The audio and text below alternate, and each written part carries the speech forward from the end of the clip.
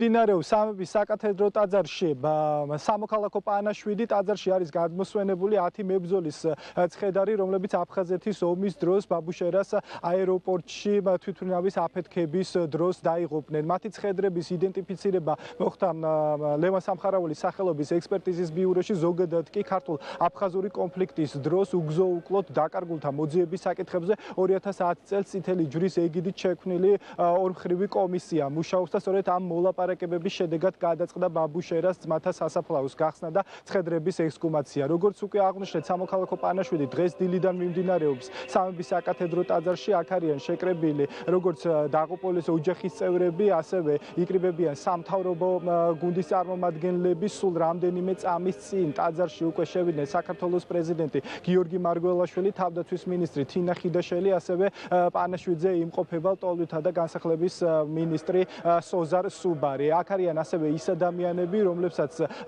კარგად ახსოვთ ჯერ კიდევ 22-23 წლის წინ აფხაზეთში დატრიალებული ტრაგედია და აქ მოვიდნენ იმისათვის, რომ დაღუპულთა ხსოვნას პატივი მიაგონ. ეს არის ჩვენთვის სიხარულის ცრემლები, არა სიმწუხრისა, არა სიხარულის ცრემლები არის ეს და ყოველთვის ჩვენ გულებში დარჩება ის ხალხი, ვინ ჩვენ თანამდებობა გაგვეწია. სოფელში მიმყავს ეს ჩემი ტყუპის სალი არის და რა ვიცი რომ ვეღარ გამოხატა მისე რომ ისეთი ვარ გახარებულიც ვარ და რა ვიცი. ეს არის პროცესი, რომელიც ბოლო რამდენიმე წლის განმავლობაში დაიწყო და ძალიან კარგად მიმდინარეობს. ამჟამად 10 ადამიანის გადმოსვენება მოხდა, კიდევ 12-ს ველოდებით საკმაოდ მალე.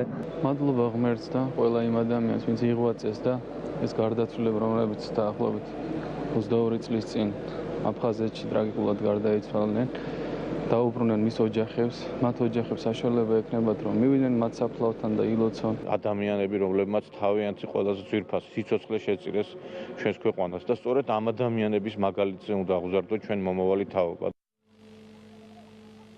უახლოეს მომავალში ბაბუშერას ძმათა სასაფლაოდან გადმოსვენებული კიდევ დაახლოებით 12 ცხედრის იდენტიფიცირება მოხდა.